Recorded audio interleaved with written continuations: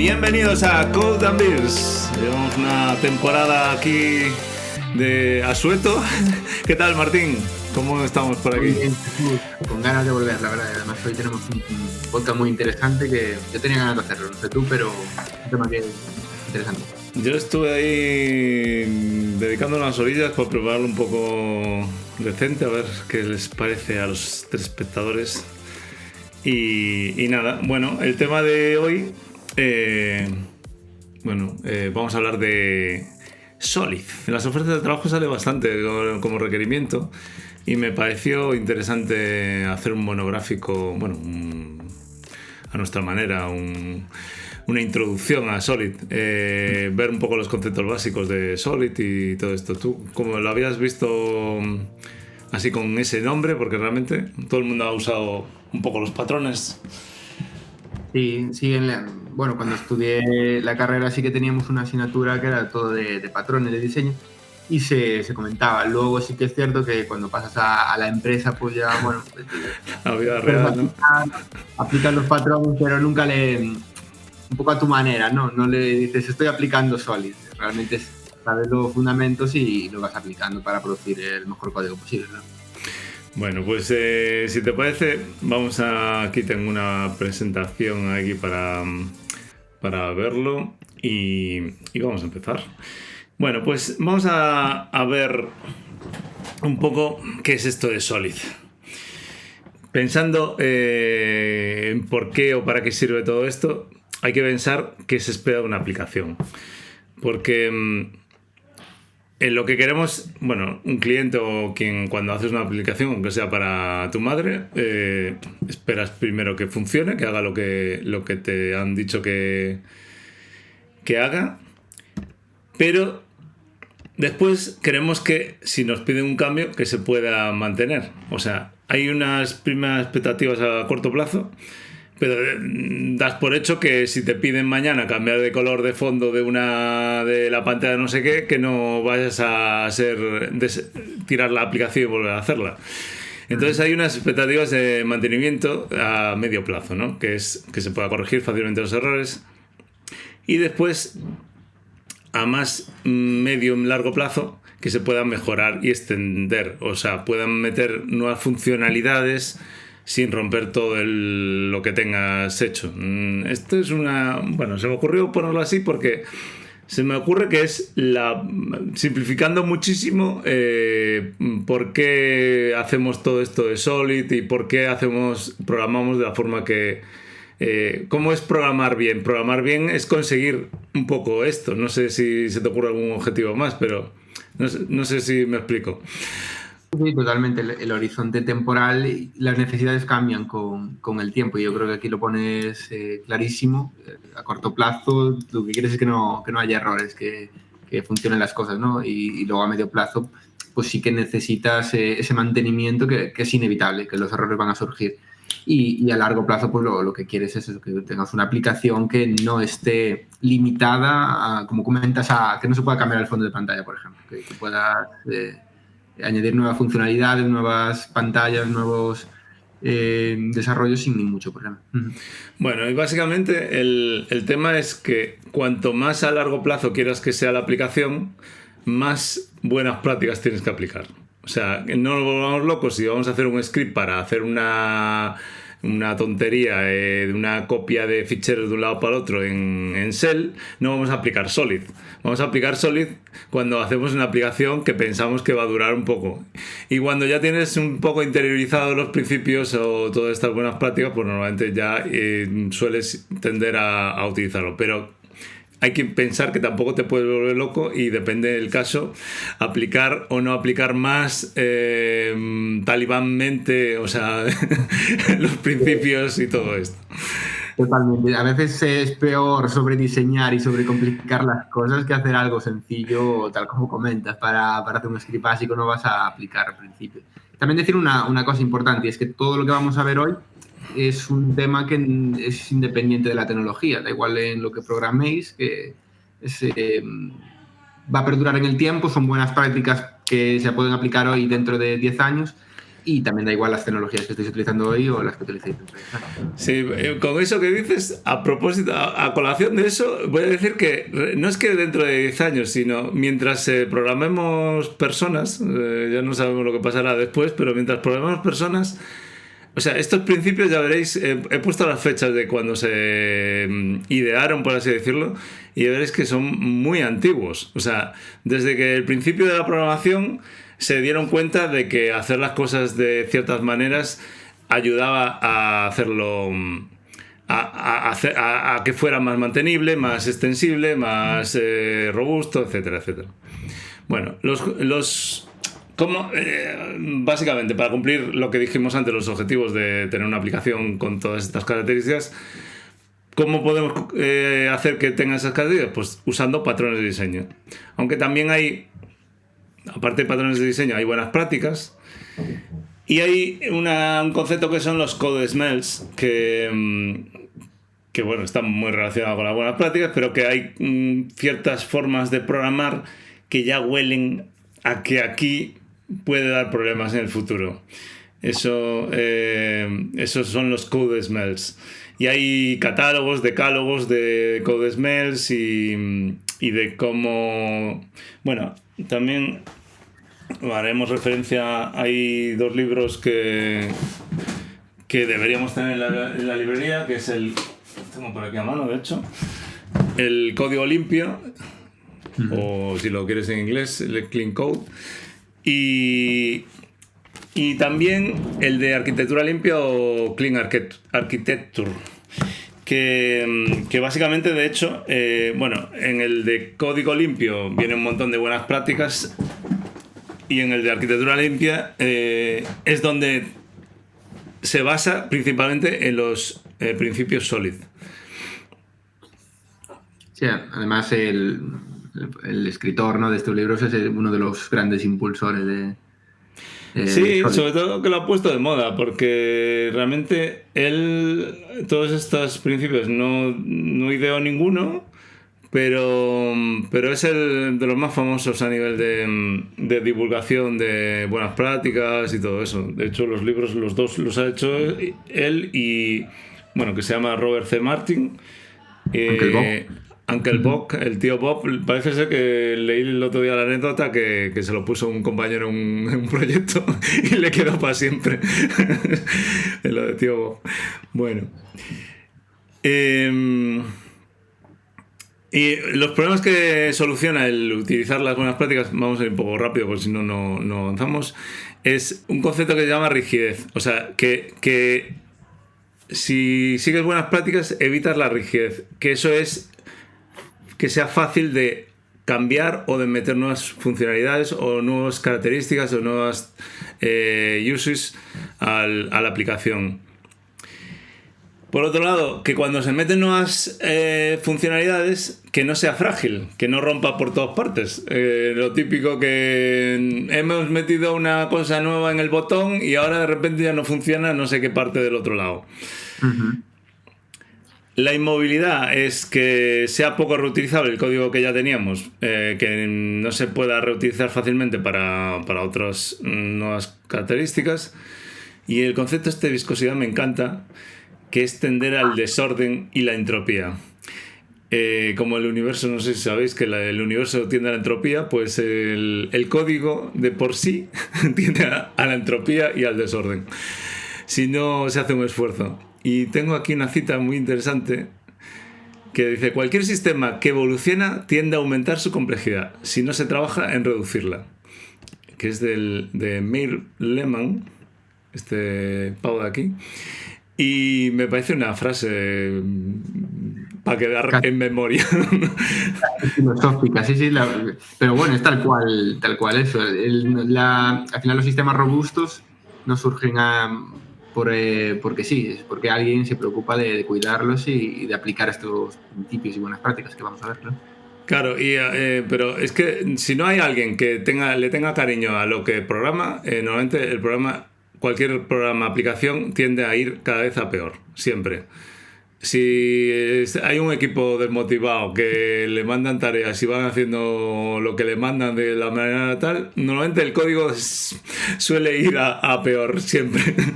Porque dice, bueno, Claro, paso de ponerme ahora a refactorizar esto, pues le hago la ñapa aquí y pum, va para adelante. En fin. totalmente.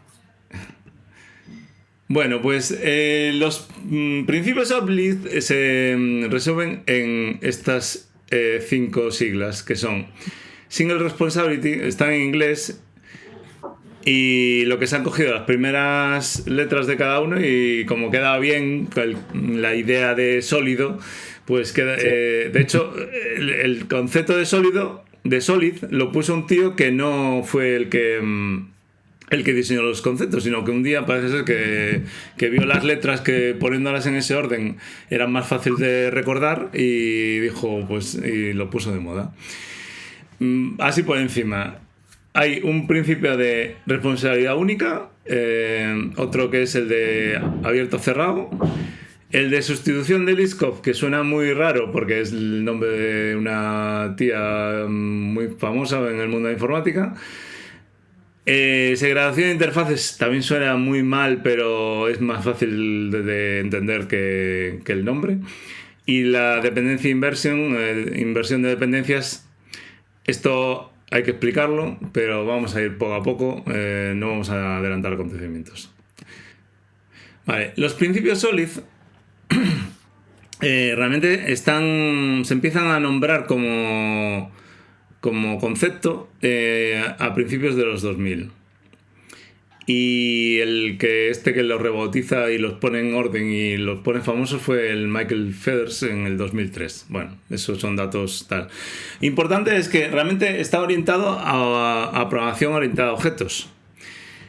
Pero se puede pensar en se puede pensar o utilizar los mismos conceptos para módulos, para componentes, ficheros o, bueno, entidades de programación. Depende del lenguaje, puede ser un poco de una forma o de otra. Y los pone de moda Robert C. Martin, el que hablamos antes de Clean Architecture, en el 2017.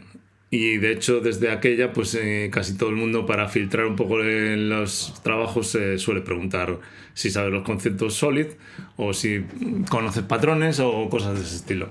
Bueno, Sí, no, eso ya está interesante, pero vamos, lo que nos interesa es ahora el turrón. el turrón, vamos al turrón. Bueno, y lo más importante es que son principios, no son reglas. A ver cómo explicamos eso. Pues, por ejemplo, si te dice tu madre que seas bueno, eso es como un principio, ser bueno. Pero tampoco seas bueno como para ser tonto y que se aprovechen de ti. Entonces, a veces el principio, si lo llevas al extremo, puede ser también perjudicial. Entonces hay que equilibrar. En cada caso hay que entenderlos, hay que tenerlos asimilados y después aplicarlos en la medida que tiene interés en el proyecto. Porque hay algunos talibanes que creen que hay que aplicar todos los conceptos y todas las patrones en todos lados. Y después hay problemas. Al final, en vez de conseguir algo más flexible, más robusto y más tal, consigues todo lo contrario. Y lo digo por experiencia propia, no voy a detalles. Bueno, lo he vivido eso. Bueno, pues el primer concepto, Single Responsibility. Este concepto, este principio, lo define Tom DeMarco, que parece que el tío se dedicaba sobre todo a cosas de banco o algo así, en 1970, para que veáis que no vamos a inventar nada nuevo. Esto, desde que se empieza la gente a programar en COBOL o en lo que fuera, tenía ciertos problemas para que las cosas estuvieran bien hechas o que sean fáciles de mantener, de extender y todo eso. Y este principio principalmente intenta que haya cohesión, que es un concepto un poco abstracto, en los objetos, en las clases, en los módulos.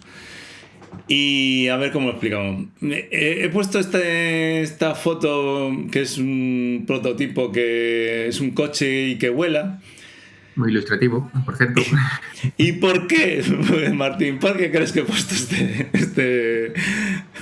La foto es súper ilustrativa porque, claro, esta es la definición. Claro, cuando hablamos de cohesión, de lo que hablamos es de que cada componente, cada clase, cada módulo haga una única cosa. Se dedique a hacer una única cosa y la haga muy bien. No Exacto. intentemos un módulo que haga de todo, como este coche que vemos que está volando y podrá ir por un montón. Como concepto mola mogollón y seguramente muchas veces harás clases que hagan de todo y digo, qué molonas son esas clases, pero en la práctica o no hace bien una cosa o no hace bien la otra. Las dos cosas a la vez no puede hacerlo.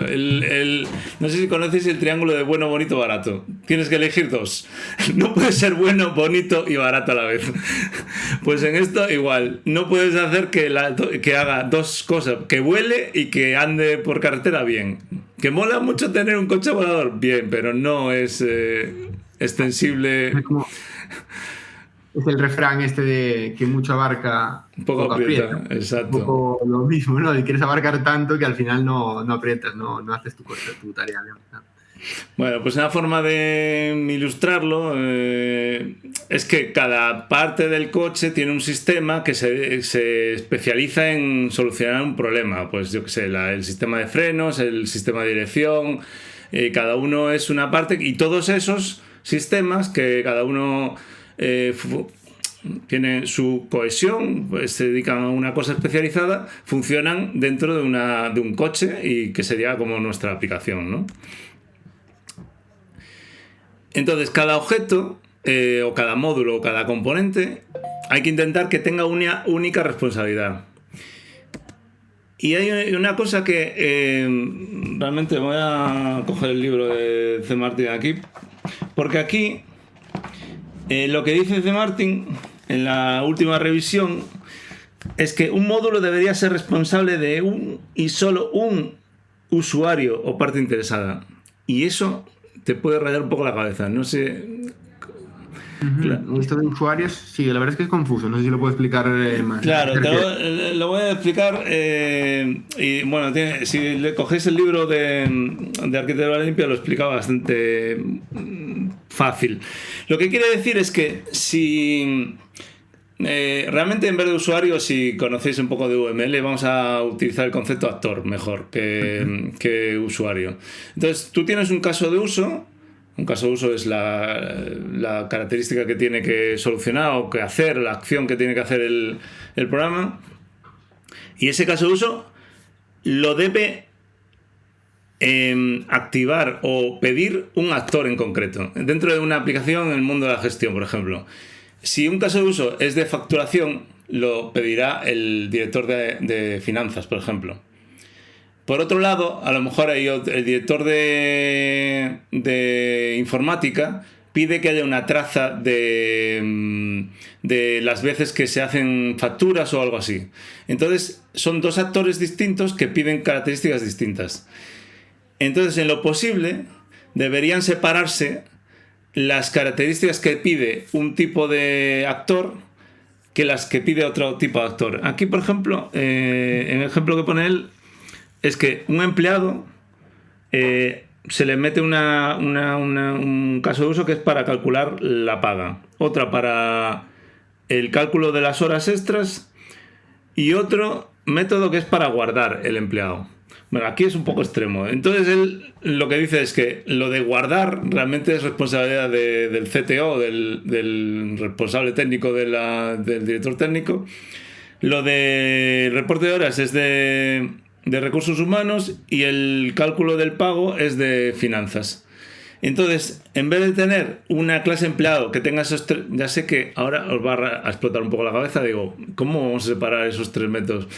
Pues en proyectos un poco grandes lo ideal es incluso separarlos, y de hecho en el concepto de DDD, aunque haya un concepto empleado que se utiliza en varios departamentos, lo llevan al extremo hasta que realmente cada uno, solo la relación entre las distintas tablas de empleado de los distintos departamentos, clase y todo, solo se relaciona por el ID, y todos los campos realmente cada uno es responsable de sus campos y no lo mete en una única clase para todos.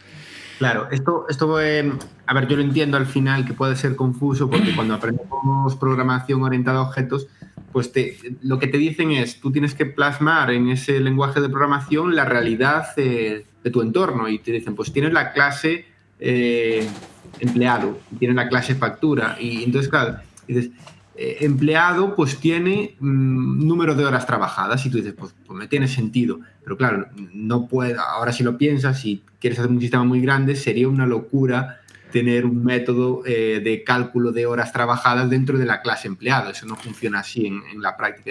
¿Por qué no funciona así? Porque aunque intuitivamente pienses que el número de horas trabajadas pertenecen al empleado, cuando ya son sistemas grandes, que es lo que estamos comentando, tienes que pensar un poco más en dónde se va a usar o para qué se va a usar y separar eso. Y eso lo veremos luego más en detalle, ¿no? Claro, este extremo realmente se aplica a sistemas muy grandes y a aplicaciones que son para sistemas muy grandes y puedes resultar un poco chocante.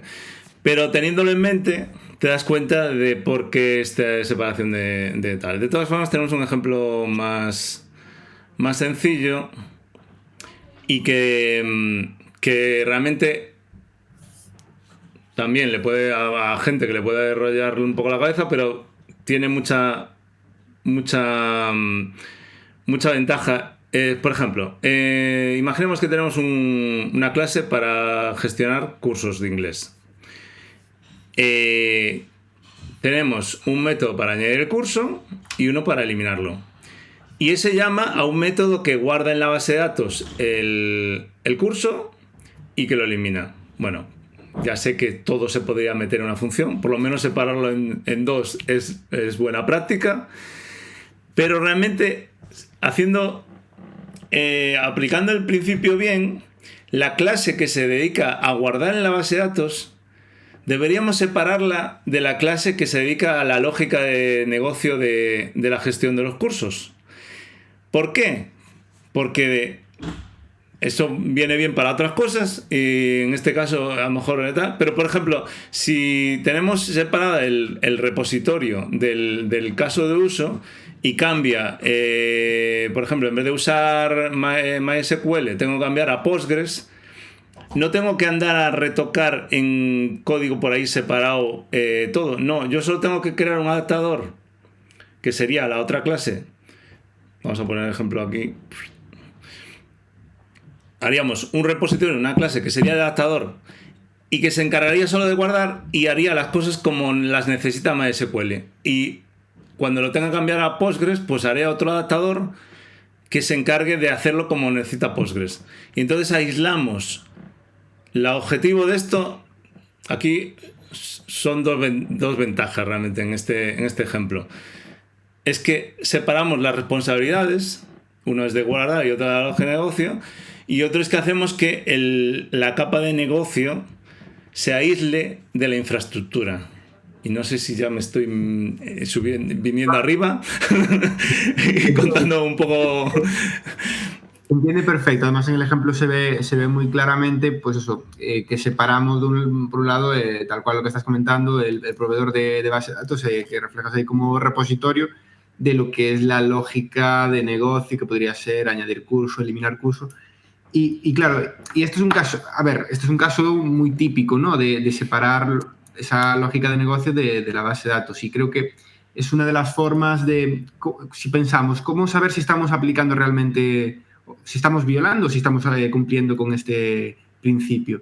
Y uno de ellos es el que estás enseñando. Si yo quiero cambiar de base de datos, si nosotros lo tenemos acoplado de esta forma, si lo tenemos, implementado de esta forma, pues es mucho más sencillo cambiar el motor de base de datos o el soporte de almacenamiento sin que la lógica de negocio, que al final es lo importante, lo que ve el cliente, se vea alterada. Entonces, es un ejemplo de manual de este principio, claro. Claro, pero esto después lo que pasa es que te puedes volver loco. Y vamos a ver extremos, por ejemplo. Si tú siguiendo a rajatabla el principio de responsabilidad única y separando el tema del acceso a la infraestructura en otras capas, realmente si programas en React o en Angular o no sé qué, ¿cómo separas la parte de negocio, de los casos de uso, de la parte que es de propia arquitectura de React o de Angular, pues se puede, pero hay que pensar si vale la pena. Y entonces hay que tomar una decisión, porque a veces pues no vale la pena. O sea, simplemente, no nos volvamos locos. Igual que a lo mejor lo del guardar la base de datos, separarlo en capas, no sé qué. Si vas a hacer un programa pequeño para hacer una, yo qué sé, una movida que tienes que pasar código de una base de datos a otro y no sé qué, pues seguramente yo lo meteré todo a cañón. Pues si eso lo quiero que pueda escalar y no sé qué, pues entonces ya separaré por capas, haré... bueno, hay que tener bien claro que los extremos son malos también. Pero este es una buena... Sí. Totalmente. A ver, es complicado saber de antemano hasta dónde va a llegar un producto, y a lo mejor yo creo que tendemos también a pensar que a lo mejor un producto pues va en algún momento a crecer y a ser muy grande, y es fácil pasarse, como comentas, y aplicando principios cuando no son necesarios. Y ahí también es cierto que algunos de estos principios que estamos aplicando, pues muchas veces mencionaste React, pero también del lado del servidor, muchos frameworks ya los implementan, ya te los dan hechos. Entonces, ya ni siquiera te tienes que tomar el esfuerzo tú de implementarlos, simplemente los consumes. Entonces, bueno, es un debate interesante. ¿Hasta qué punto compensa ese esfuerzo? Que no tiene respuesta. Un debate que tiene que verlo el equipo, tiene que intentar... Al final, con la vida tienes que tomar las decisiones pensando en corto, medio y largo plazo. Y entonces, si crees que la cosa no va a tener mucho recorrido o es una cosa tal, pues aplicas menos y vas más a intentar dar la solución. Y si crees que vas a tener que mantenerlo mucho tiempo, pues es donde intentas aplicar lo máximo posible. Pero de todas formas, eso, aplicarlo al extremo, al final puede generar un boilerplate de código. Si todos los principios aplicas todos a la vez y todo en todos lados, lo que generas es un churro también igualmente. Bueno, hay que intentar ir cogiendo el concepto y aplicar el sentido común, básicamente. Pues vamos al otro principio, que es el open close. Y vamos subiendo, ya pasamos de los 70 al 88. Un Bertrand Meyer. Este creo que es el que trabaja. Este es francés, creo, si no recuerdo mal. Define el tema del open close. ¿Qué quiere decir open close? Bueno, he puesto aquí una caja de Pandora que se abre y después no se puede cerrar.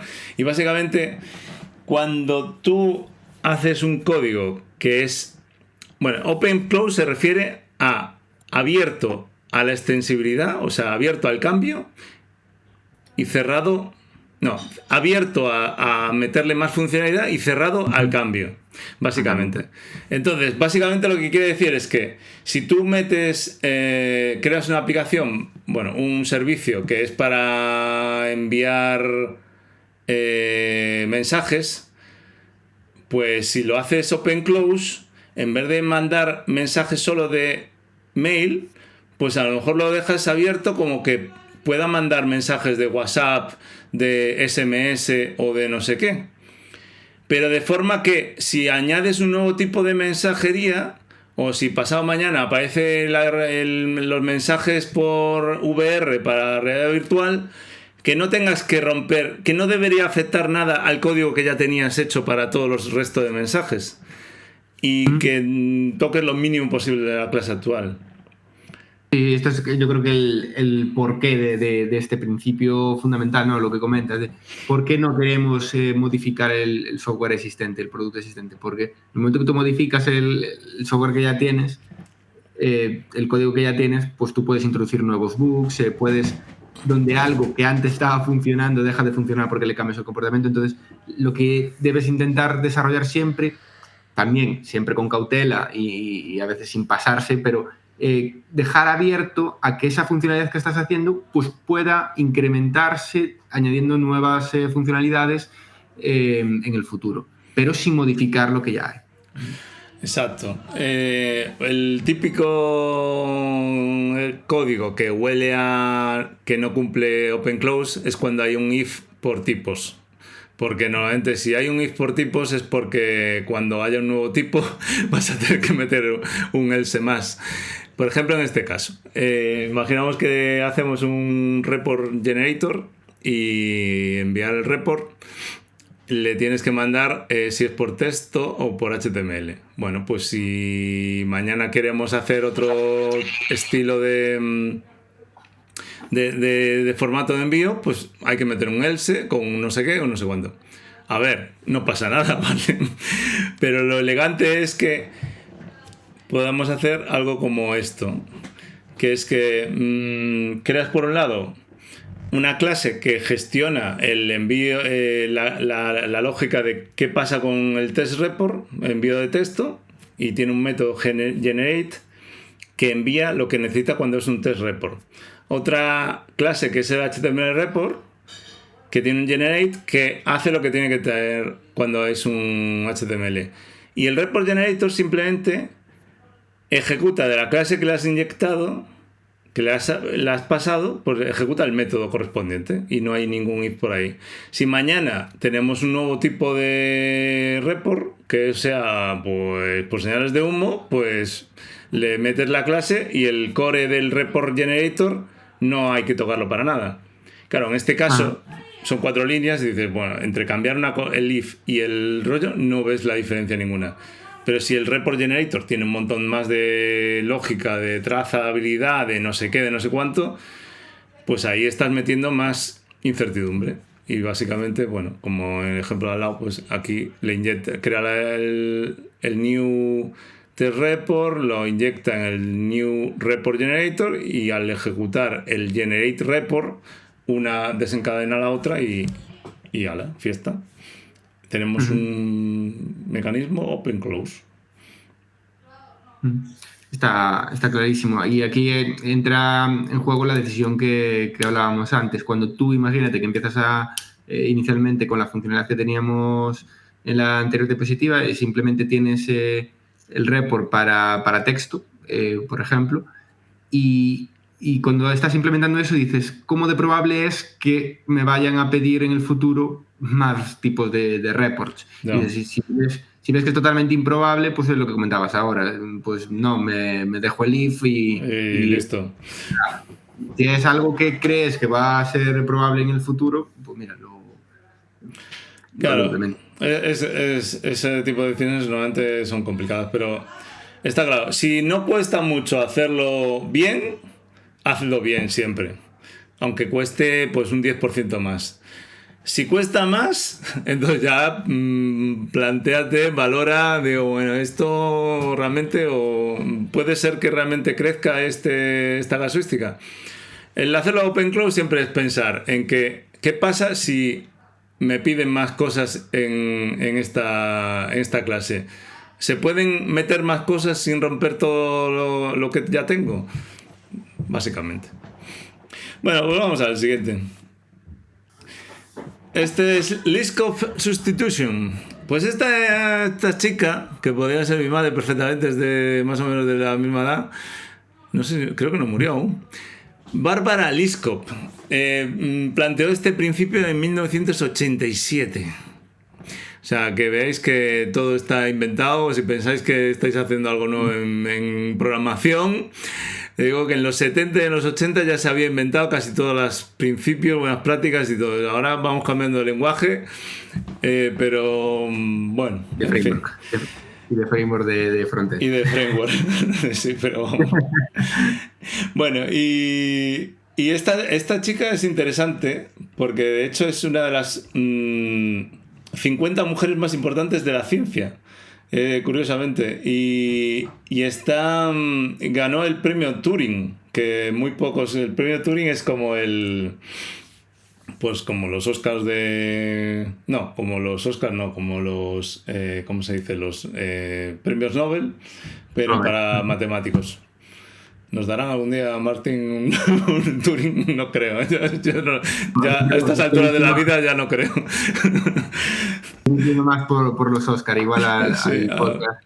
Al programa pues mira, tenemos la posibilidad. mejor programa de divulgación en español. Sí, informático. Bueno, pues nada, el tema del List of Substitution, ¿por qué pongo a este pato y esta avestruz, Martín? Esto es... Sí, este es un ejemplo típico de principio de sustitución de Liskov y claro, habla, tenemos una clase, bueno, en principio un pato y que parece de juguete o de animación y... Bueno, quiero decir que todas las animaciones aquí no han sufrido los animales por ningún lado porque están hechos por inteligencia artificial. ¿Cómo comprenderéis? Totalmente. El ejemplo me hacía gracia porque era uno de los míticos, no sé si sale en el libro de Uncle Bob, pero era de, claro, si hace quack y vuela o nada. No, pero eso se aplica a otra cosa. Creo que eso lo de si nada como un pato y hace cuac como un pato y anda como un pato, es que es un pato. Eso se aplica a otra cosa. No es este el ejemplo. Hombre, el ejemplo va con esto, pero eso de que si anda como un pato y tal, se aplica a otra cosa. No sé si cómo lo vas a hacer. Bueno, continúa, no te interrumpo. Yo lo vi también aplicado a este principio porque el principio de sustitución de Liskov lo que dice es que toda clase hija debe poder utilizarse como si fuera la padre. Entonces aquí tenemos aves y el ejemplo típico es un ave en principio vuela, ¿no? Y entonces, claro, tenemos el ejemplo de un patito, porque un patito extiende de una ave, ¿no? Se podría pensar en una programación orientada a objetos, pero sin embargo, pues no puede volar, ¿no? Que es el ejemplo justo que tienes aquí. Entonces, lo que dice el principio de sustitución de Liskov es que si hay uno de los atributos, por ejemplo, en este caso, de la clase ave, que es volar, que no cumple, y que entonces cuando implementáramos el pato, o bueno, el pato puede volar, pero el pingüino no, pues entonces que no es una correcta creación de las interfaces. Entonces lo que deberíamos hacer es, si pasas ahora la diapositiva, segmentarlo en otra interfaz que sería ave voladora y ave no voladora, más que... entonces, a la hora de implementar pato, pues tendríamos que extiende de ave voladora, pero sin embargo pingüino no extiende de ave voladora, extiende de ave no voladora. Me acabo de dar cuenta que me olvidé de cambiar el nombre del animal en el ejemplo y puse la foto del avestruz, pero no lo cambié en el ejemplo. Bueno, vale, para pingüino y avestruz vale la misma clase. Me he liado bastante, pero el fundamento es ese. El fundamento es que si hay un método, tenemos una clase hija que extiende de una clase padre, obviamente, y no se puede usar la clase hija donde antes usaba la clase padre. Nuestra clase hija es el pato o el pingüino y la clase padre es la ave. Pues el pingüino no tiene uno de los comportamientos del ave, que es vuela. Entonces, como no lo tiene, no la está implementando correctamente. Tendríamos que hacer una excepción o un comportamiento, una implementación vacía o algo así. Entonces huele mal eso. Entonces lo que te dice es, no puedes hacerlo así. Tienes que hacer interfaces más específicas como ave voladora, ave no voladora que estamos viendo aquí. Sí, de todas formas, aquí la contra es que realmente la solución buena tampoco es esta de hacer una clase ave voladora y ave no voladora. Realmente la solución buena es aplicar otro concepto que es el composite, el composición de clases, y entonces hacer clases que tengan los métodos que puedes utilizar por separado, y entonces cuando extiendes la clase de abajo, pato, pondrías que extiende de animales que vuelan y en la de tal animales que andan. Y a lo mejor todos los animales van a tener que comen, que defecan y que no sé qué. Entonces, en los dos casos tendería de la que hace el comportamiento distinto. Por ejemplo, en el caso del pato sería extiende de animales, y de animales que vuelan. Y en el caso del pingüino, de animales y de animales que no vuelan. O, perdón, de animales que andan. Que andan.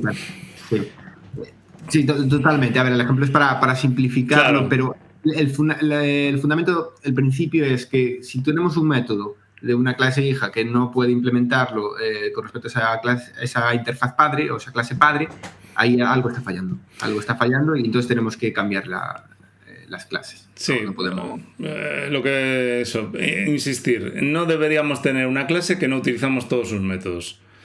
Porque eso genera ruido, genera problemas de mantenimiento después. El problema de este modelado, que claro, aquí en Patos y tal lo tienen muy claro, pero puede pasar que inicialmente tengas una clase que reutilice con una serie de métodos y que te valga parcialmente en un sitio en concreto. Entonces, claro, no puedes, en el momento que te pasa eso, a lo mejor no es el momento de aplicar Liscop y hacer refactoring de tal. Hay le oí a uno que una buena idea, es que cuando 3 veces te raya una cosa, debes refactorizar, no antes, porque si no te puedes estar siempre cambiando el código por todos lados. A lo mejor tienes que pensar, si tienes claro que va a pasar, pues adelante, ya lo haces bien con Composite, no sé qué, no sé cuánto. Pero puede ser que ya tengas el código ya montado con y en un sitio solo utilizo esta clase y con solo 2 métodos. Por eso voy a hacer otra tal. Bueno, tienes que valorarlo, verlo y tal. Pero Liskop, la señora Liskop, dijo que no deberías. Bueno, pues nos vamos a otro. Me encanta esta. Las imágenes todas estas las hago con una opción del Dalí, que es el Cartoonize. Bueno, sabes que ahora tiene agentes y hay uno que hizo un agente para hacer imágenes, pero al estilo dibujos animados de Pixar. Y entonces le dices cualquier cosa y te quedan chulísimos, la verdad, me encantan. Está curradísimo, ¿eh? No sabía bueno, que esto estuve horas pintándolo ahí con aerógrafo y tal. Con la tablet, ¿no? Ahí, sí. En modo diseñador. Sí. Bueno, pues esto, Interface Segregation, ¿por qué ponemos estos enchufitos aquí? A ver, Martín, ¿tú qué ves ahí? Claro, esta captura, de hecho el principio que acabamos de ver y el de segregación de la interfaz, pues pueden tener una cierta relación. Y aquí lo que estamos viendo en esta captura, estos enchufes, un poco lo que quiere decir es, tenemos como hay un componente con muchos enchufes. Entonces, en lugar de tener un único componente que tiene los distintos enchufes que simbolizan las interfaces, la analogía entre enchufe y interfaz, en lugar de tener una única interfaz, lo que hacemos es juntar las distintas interfaces y las segregamos. De ahí viene el nombre. Entonces, se trata de eso, de segregar interfaces de forma que donde las uses nunca vas a usar el todo. Y es muy improbable que uses una gran interfaz o lo que se llama una fat interface, sino que sueles usar funcionalidades o grupos de endpoints, grupos de llamadas que son cada uno de los enchufes. No sé si iba por ahí la idea del sí, dibujo. No, claro, la idea es esa. Lo que pasa es así hablando va a ser un poco difícil, vamos a ir al código, pero básicamente cada conexión de una clase con otra es a través de una interface. Entonces lo que estamos diciendo es que a lo mejor no intentemos hacer interfaces, o sea, enchufes que valgan para todo, sino que hagamos enchufes que sean para cada caso específico y va a ser mucho más fácil de mantener. Vale. Bueno, pues el ejemplo que hacemos, que hemos puesto es imaginemos que tenemos una tienda de discos y entonces necesitamos una clase para gestionar el producto.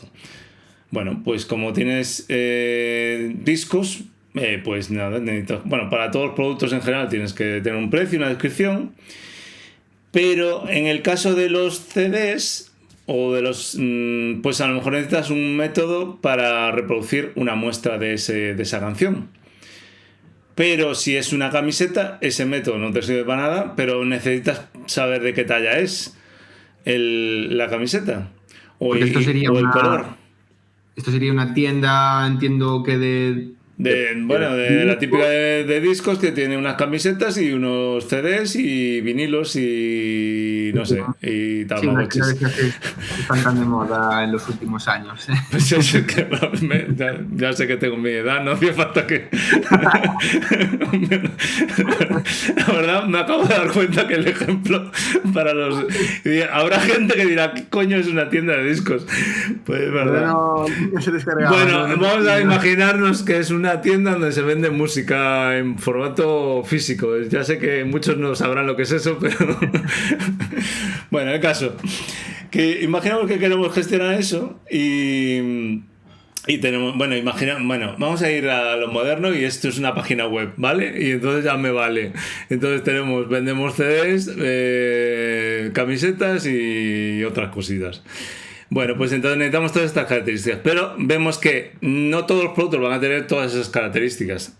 Entonces la segregación de interfaz es que deberíamos tener unas interfaces distintas para cada tipo de producto. Y entonces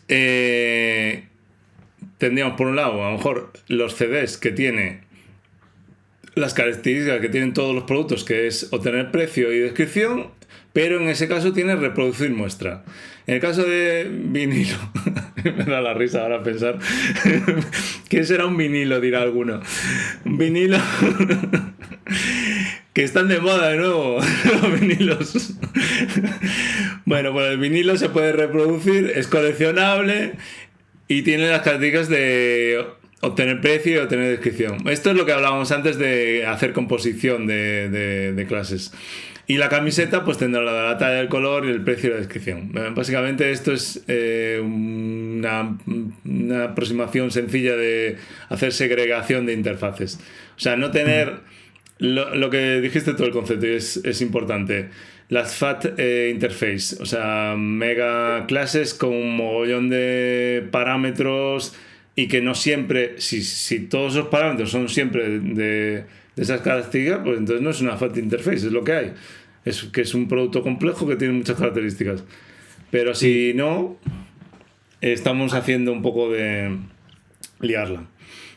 Sí, aquí hay un truco, una pregunta muy fácil para saber si estamos violando este principio. Y es, si habitualmente nos encontramos con interfaces cuyos métodos no se utilizan, como estábamos viendo antes, que siempre que vamos a comprar una camiseta o que estamos en el proceso de compra de una camiseta, nunca llamamos a reproducir muestra, pues entonces, mira, ese es un indicativo de que esa interfaz, pues mira, ya algo pasa. Sin embargo, siempre que estamos comprando una canción o un disco, lo que sea, nunca llamamos a obtener talla, pues mira, y eso sobra, ¿no? Parece que está como en varios procesos distintos y que se deberían separar.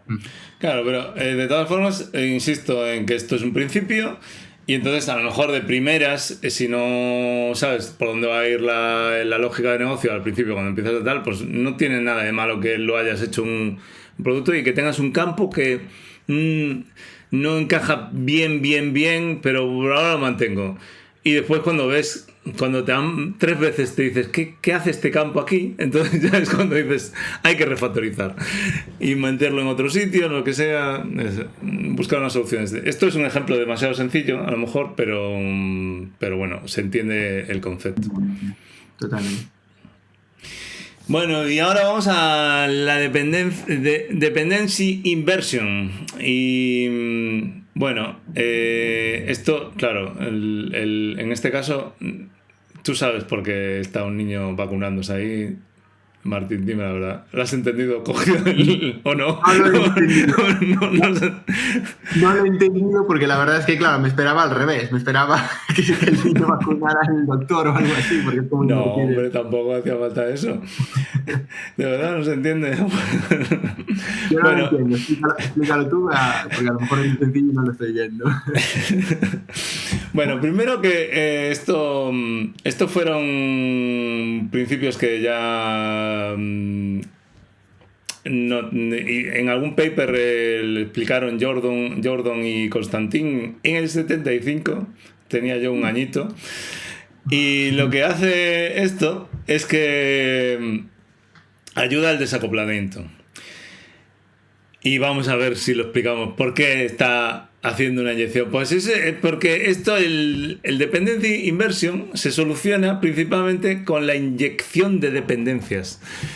Pero vamos a verlo, a ver un poco más. A ver, bueno, primero, por una parte, lo que quiere el dependency inversion, la inversión de dependencias, es que los componentes de alto nivel no deben depender de componentes de bajo nivel. Y te quedas como igual, ¿no? Y los componentes, bueno, y en general todos los componentes deben depender de abstracciones. Y las abstracciones no deben depender de detalles. Bueno, esto, ¿cómo lo explicamos? Pues básicamente, los componentes de alto nivel vamos a pensar que son los que son del core de la aplicación. Por ejemplo, que esto está relacionado con el mismo ejemplo que hicimos antes de separar lo que es el repositorio de la lógica de negocio de los casos de uso ¿de qué era el ejemplo? No me acuerdo ya. De guardar... Creo que era el primer principio. Bueno, pues entonces, lo que era la lógica de negocio de que tiene que hacer el guardar está por un lado, y ese es un componente de alto nivel, a nivel del programa que estás haciendo, es algo del core, de lo principal de esa aplicación. Y el cómo se guarde realmente es un detalle, un detallito que hay que hacer, pero es un detalle que con el tiempo a lo mejor hay que cambiar de tecnología, de versión de base de datos, de no sé qué, y que no es de parte. El cómo se guarde no es algo de la lógica de la aplicación tuya, es algo que necesitas usar, pero no es tu aplicación. El core de la aplicación puede ser pues gestionar facturas, no sé qué, gestionar empleados o gestionar carrito de la compra. El cómo se guarde tienes que hacerlo, pero no es un detalle de implementación. Entonces, para poder separar uno del otro y que sea fácil de intercambiar, lo que se hace es que defines una clase abstracta, o sea, que no va a ejecutarse, que defina cómo se implementan esos detalles. ¿Qué quiere decir? Pues que si vas a necesitar guardar... ¿Qué era? Que ya me despisté. ¿Cómo era lo de guardar? Bueno, imaginemos en facturas. Imaginemos que tenemos una clase de facturas, de facturación, y tiene un repositorio de facturas. El repositorio de facturas los tiendes de una clase que defina cómo es la estructura de guardar facturas. Entonces, en esa clase principal defines que guardar facturas, da igual en la base de datos que sea, si es DynamoDB, Postgres, MySQL o un fichero plano en TXT, va a necesitar tener un método save y un método read, o guardar y un método leer, y que le pases un número de factura. Y en el caso de leer te va a devolver una estructura con una serie de campos. Esa concepción de esa interface se define por fuera. Y lo que haces es que cuando creas la instancia del caso de uso de la factura, le inyectas el repositorio que vas a utilizar. Por eso es lo de la inyección del niño de Marras. Totalmente, ahí lo vamos a ver ahora en un ejemplo, pero otra forma de ver este principio es que las implementaciones concretas no dependen de otras implementaciones concretas, dependen de abstracciones. Al final tú en algún momento tienes esas interfaces, esas clases abstractas, también, pero las tienes que implementar, le vas a hacer una implementación. Entonces, esas propias implementaciones también a su vez no dependen de otras implementaciones concretas, dependen de las abstracciones. Es decir, las dependencias siempre son en base a abstracciones. Y luego, lo vamos a ver ahora en la siguiente diapositiva, pero todas esas dependencias al final, cuando se arranca la aplicación, cuando se construye, es donde se establece, donde se instancia qué implementaciones se usan para cada caso, ¿no? El último punto que mientras estabas hablando lo saqué. Bueno, ya lo has dicho tú, que los detalles deben depender de abstracciones. Y resulta que este principio es una de las bases bueno, todos los principios SOLID son la base de la arquitectura hexagonal que tanto está de moda, o arquitecturas limpias.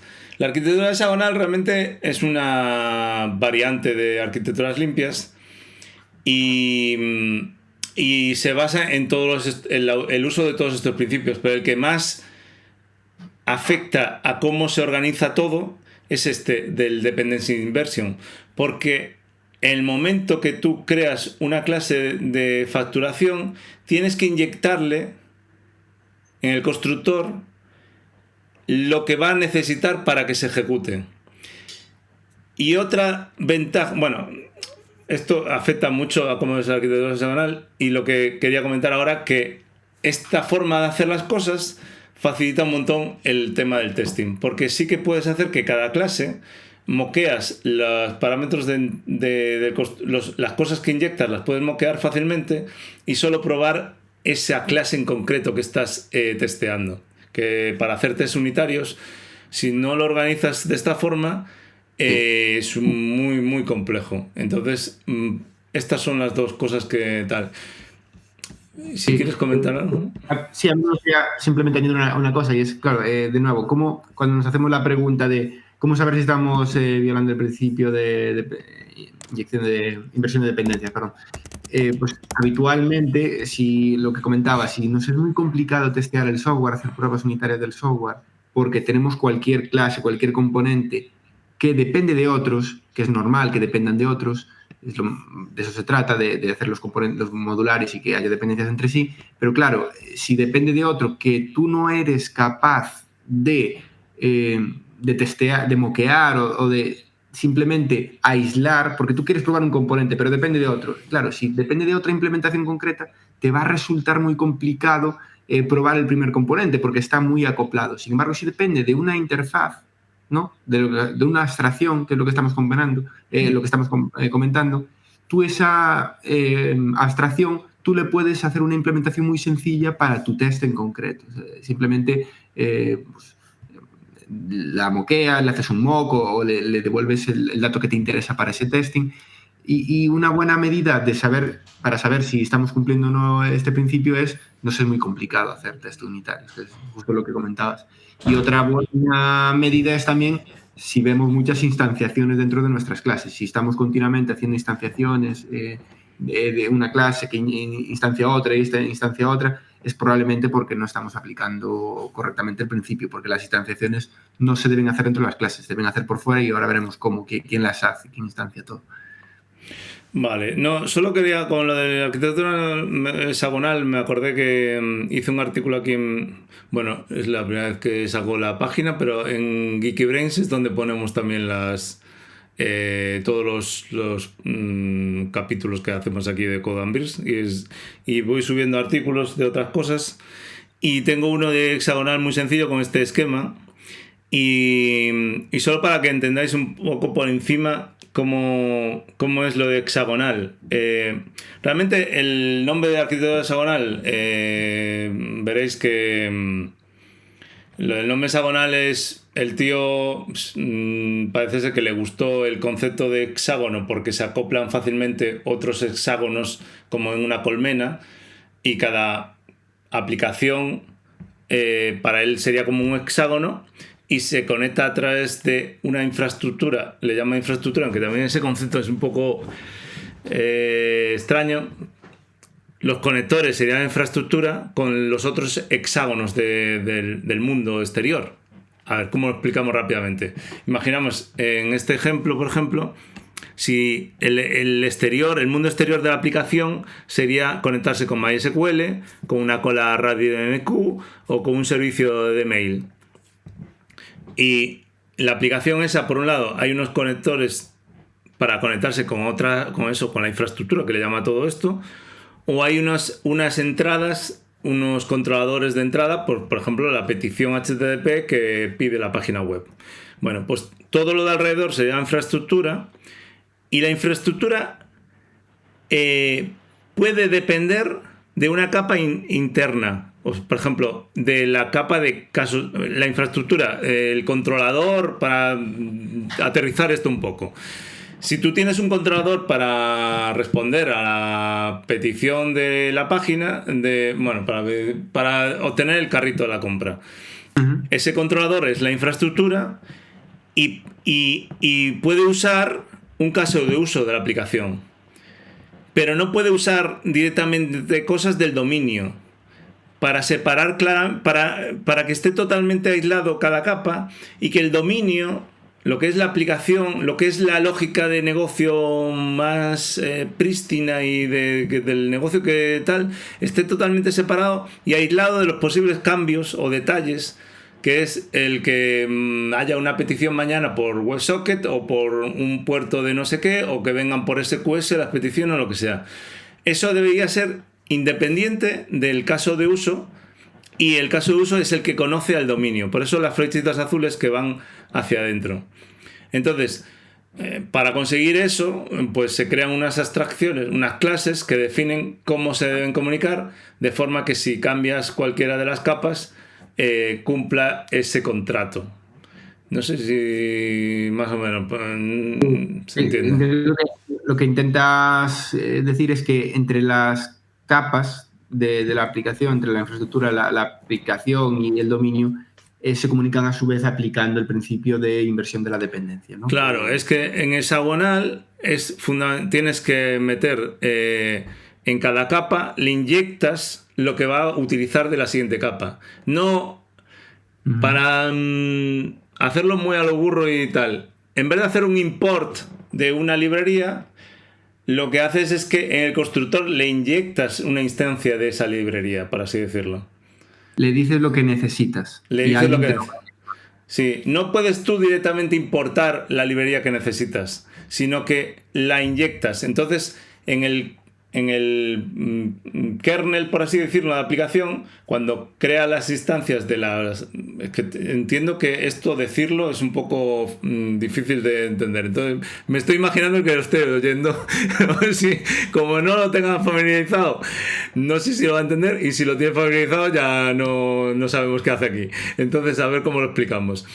Vamos a ir al ejemplo y creo que va a ser más fácil. El ejemplo se ve mejor porque se hace manualmente, pero también decir que esto todo, hay muchas librerías ya que lo implementan de forma transparente, porque al final es una necesidad tan común que ya hay una librería, bueno, hay muchas para implementarlo para distintas tecnologías. A ver, en cualquier framework un poco potente ya tiene sus mecanismos para crear las instancias de las clases y todo eso automático, y tiene ya pensado cómo se autoinyectan, incluso por ejemplo en Nest.js, con decoradores, pues automáticamente te crea las instancias de lo que necesita la clase que tú hagas, y no tienes que preocuparte de instanciarla ni nada de eso. Hay otra que se llama Inversified. Bueno, yo estoy hablando todo del mundo JS, TypeScript, pero no sé si... Bueno, hay muchos ejemplos. Todas tienen... Todos los frameworks modernos tienen mecanismos para gestionar la inversión de dependencias y hacer inyección. Vamos al ejemplo que hemos puesto aquí, a ver qué tal se entiende. Por un lado tenemos un servicio de notificaciones y tenemos un notification email y un notificación SMS y notificación email. Y lo que hace cuando la aplicación crea el constructor, dentro del constructor hace un new servicio de notificaciones que le pasa un new de la notificación del email, de la notificación de email, y después simplemente aplica, vale. Y diréis, bueno, ¿y qué problema hay? Bueno, pues haciendo inversión de dependencias en la aplicación, en el constructor se le pasa una instancia ya por parámetro y simplemente la utiliza dentro. Entonces, cuando se crea la aplicación, es cuando se crea por fuera la instancia de la clase. Por ejemplo, en el paso de aquí, si estáis... ¿Se ve el ratón moverse? Sí, ¿no? Sí. Vale, pues en el caso cuando se crea la aplicación, siempre en este tipo de frameworks hay un kernel inicial donde se instancia todo. ahí se crea la instancia del adaptador o repositorio o lo que sea que necesita utilizar la clase aplicación y se le inyecta. Y dentro ya está creada la instancia. Simplemente la utiliza. ¿Que veis? La diferencia es sutil, Sí. pero es muy importante. Sí, aquí tamén recalcar unha cosa, que claro, isto está implementando, es un ejemplo moi sencillo, con unha interfaz y dos clases, y entonces pues a priori dice, pues es una tontería. El caso es que ninguna aplicación, ningún producto tiene dos clases. Claro, ya. Pero si pongo un ejemplo Claro. que tengo de por aquí, Claro, no, está claro que son ejemplos sencillos, pero y luego también decir que donde se está aquí instanciando manualmente una u otra, normalmente si usas un framework, esto es configuración, y es una configuración que tú tienes un único software y que en función de dónde lo quieras usar, mediante configuración le dices, pues en este momento quiero usar SMS y en este momento quiero usar email.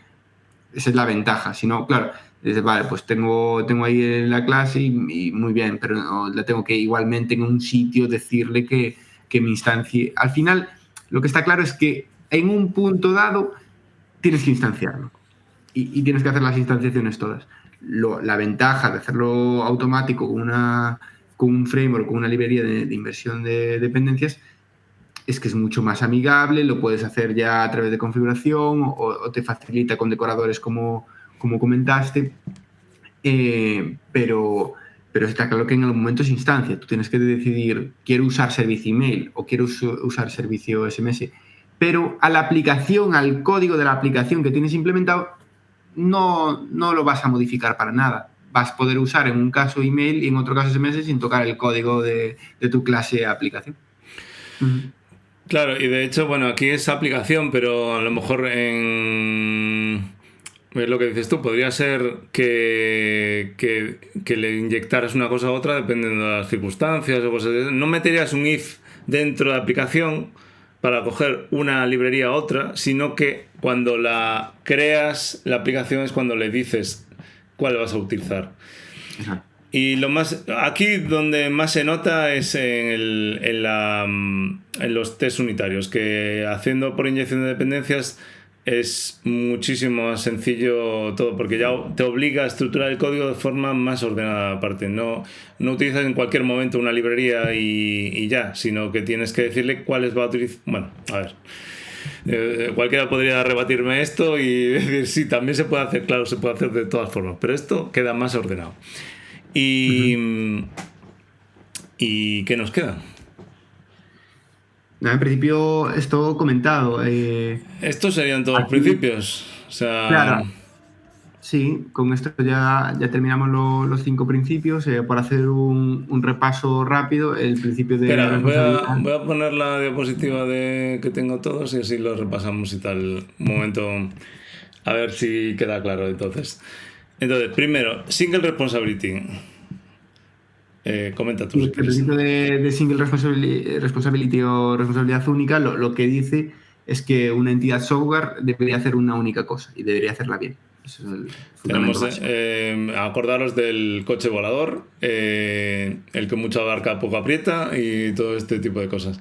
Por decir una cosa, que muchas veces podréis ver por ahí siglas como SRP. Cuando en libros de que hablan sobre temas de principios, patrones, no sé qué, se suele usar las siglas Single Responsibility Principle. Entonces veréis por ahí siglas ponen SRP. En todas ponen las iniciales y al final principle, o sea, principio de tal. Sí. El segundo principio sería el Open Close, que dijimos que la aplicación, el módulo, el componente, la clase, lo que fuera, que esté abierto a poder meter nuevas funcionalidades y que no obligue a modificar las que ya tiene esa clase, módulo, etcétera, componente. El siguiente lo comentas tú. Te dejé el chungo para... El principio de responsabilidad del ISCOP, aunque tiene un nombre complicado, lo que dice es que toda clase que es hija de otra clase base o clase padre debe poder utilizarse como si fuera el padre. Y acordaros del animal, del ave y el pato, o el pingüino, ¿no? El ave era la clase Avestruz, base. al final era avestruz. El patio de avestruz. Bueno, o sea, el ave y el avestruz. El ave en principio vuela, pero hay ciertos tipos de ave que no vuelan, por lo tanto no podemos implementar el método volar en la ave, en el ave. Y bueno, el siguiente interface segregation, que tenemos la imagen del mega enchufe, la FAT interface, que básicamente intentar ir haciendo interfaces de las clases y de la comunicación entre métodos incluso, que sean que se utilicen. No a veces por reutilizar un objeto a veces puede tener sentido, pero en general no debemos utilizar un objeto general que al final solo necesitas dos propiedades, dos atributos, para pasarlo como parámetro a otra función, método o lo que sea. Es mejor hacer una interface con solo lo que necesite para cada caso. Cada uno que aplique el buen gusto de los límites de cuánto, hasta qué punto, tal. Pero en principio esto es lo mejor. Y este ya te lo dejo para ti, que es el chungo. Te voy dejando los chungos.